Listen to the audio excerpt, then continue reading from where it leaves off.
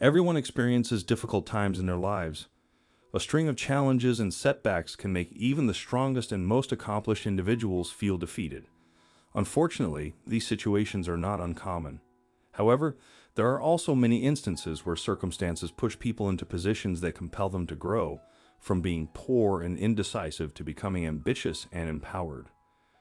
This is precisely the kind of story you are about to hear.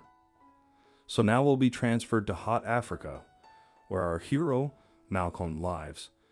The beginning of his story dates back to 2012, when a simple boy from an uneducated and poor family that lived without electricity found himself in a very difficult situation. I think it's no secret that the standard of living on this continent is extremely low, and the boy's family was no exception. People had to work hard to survive in his small town.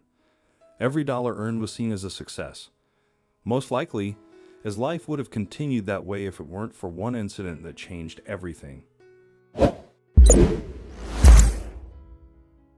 Malcolm's family was very poor, which was only aggravated by his father's gambling addiction, through which he often lost the family's last money. The money that was left wasn't enough to make ends meet. It was barely enough to get food.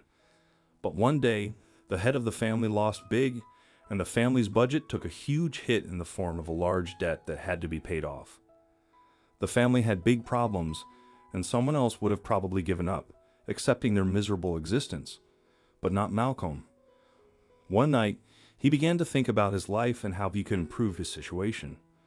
This reflection pushed him to start a business. Soon, Malcolm took his last savings and spent them on some old tires. He got to work, sorting through old and bald tires in his backyard on a daily basis, causing genuine confusion not only among his relatives but also among the neighbors. Everyone was wondering what he was going to create and why the poor guy with no money would start all this and flood the yard with useless waste.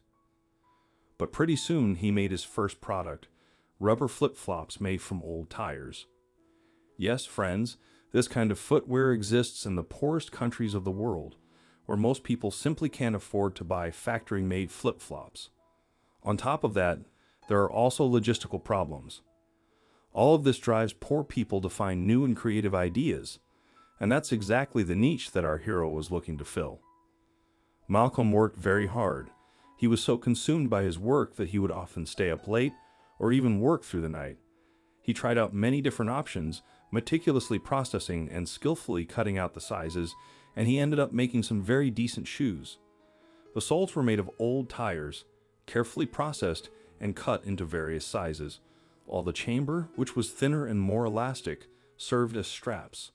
The parts were skillfully glued together and sold on one of the busiest streets of the city. Of course, the shoes sold well among the locals. The cost of the miracle flip-flops was between $1 and $3, and his product sold out quickly, which only motivated him to buy even more tires.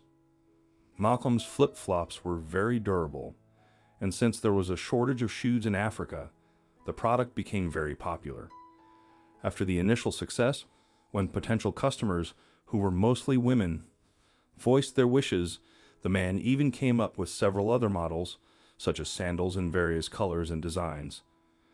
Malcolm was looking to meet the demand and boost sales, and he did it so skillfully that it was nearly impossible to identify what these shoes were made of.